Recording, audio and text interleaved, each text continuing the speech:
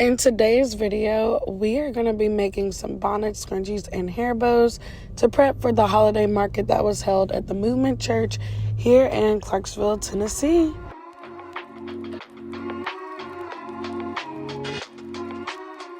Starting out, I prepped these hair bows back in September and did a small launch.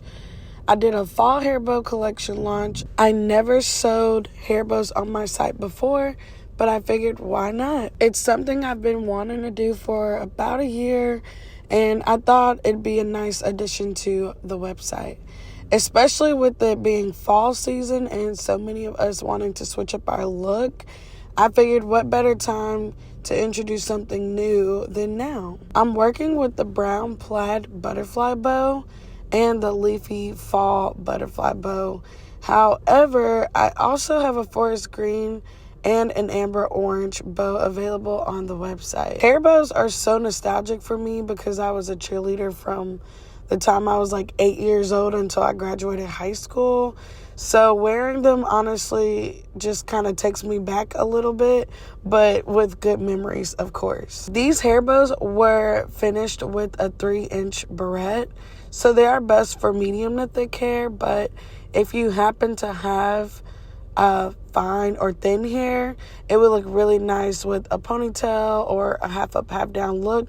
Just something to have more fullness within that barrette so it doesn't weigh your hair down. I also had to restock on my fabric tags. The hair bows are the only product that won't have fabric tags on them. I just didn't have any at the time, and I really wanted to test them out to see if people were even interested in hair bows in my shop. I had to stop multiple times during the prep process to make fabric tags, which isn't a huge deal. I just have to make sure I allot the right amount of time for that, because without them, I can't really move forward in the sewing process with my other products. I still want people to know where they can shop for more items, right? Brand recognition is so important.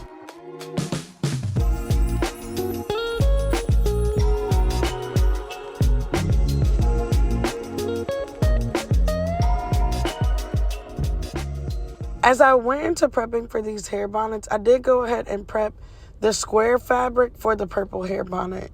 It's more like a silky grape purple to me, and I kind of use that as my marker or guideline to cut out the rest of the fabric colors.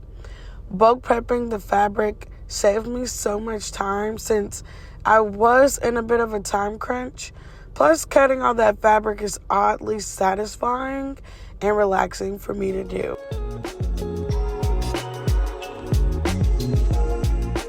I might be a little dramatic when I say I was on a time crunch, but at this point, I did have about 2 weeks before the event. However, I am pregnant right now, and as I get closer to my delivery date, I'm more tired these days, so I just have to make sure I'm making good use of my time.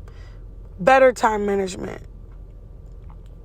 There were 23 total bonnets, but I prepped 21 for this event, which means I only had 2 to begin with from my previous launch, sales, etc. That's a good struggle to have though, but I had to get to work for sure. And my goal was to have at least 20 bonnets prepped and ready for this market, especially since I wasn't sure what the foot traffic was going to be like. And I'm so proud of myself for being able to make that happen.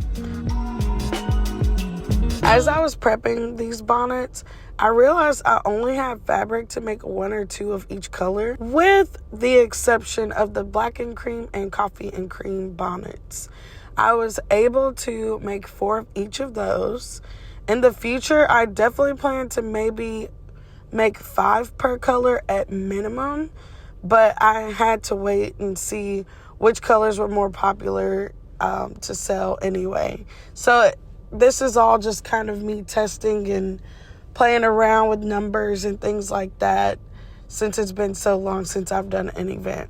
I learned in the past with my green Satin line bonnet, it's like an emerald green silky side and a shiny lime green side, it has been the most challenging bonnet for me to sell.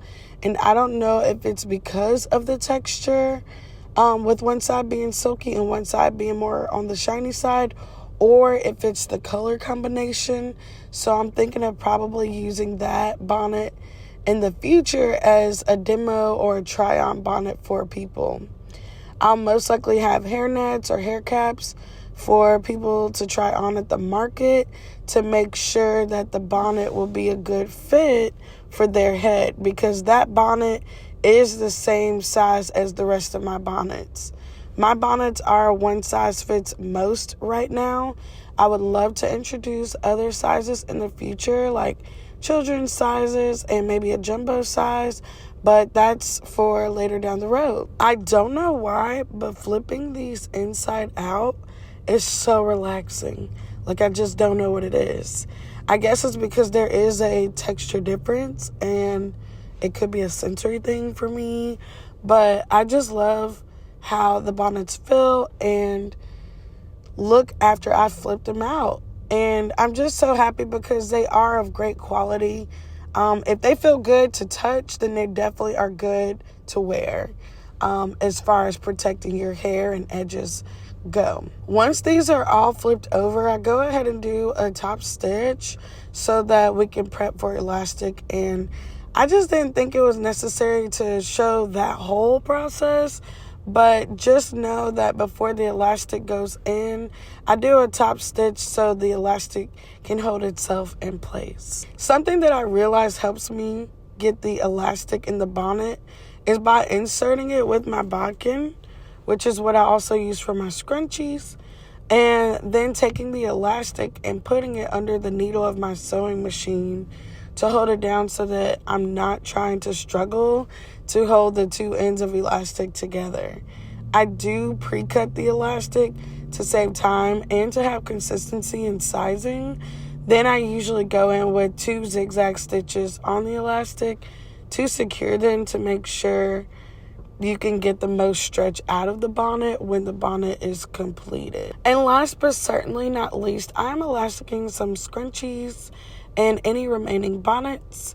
Now here is a matching set, which I don't sell a bonnet scrunchie bundle or do on the site at the moment, or even in in-person markets. Let me know if a bundle is something you'd like to see in the future, whether it be online or at the markets. I'd love a little bit of feedback first before getting that set up and making the arrangements to do so. Well, that is a wrap on our market/festival prep. If you like videos like this and would like me to make more content like this, definitely let me know down in the comments and leave me a like, subscribe, and share this with someone you think might find it relatable or entertaining. And if you'd love to shop any of my handmade hair care products, go to widerbeauty.com. In the next video, I will be doing a market recap, so stay tuned, and I look forward to seeing you in the next video. Bye!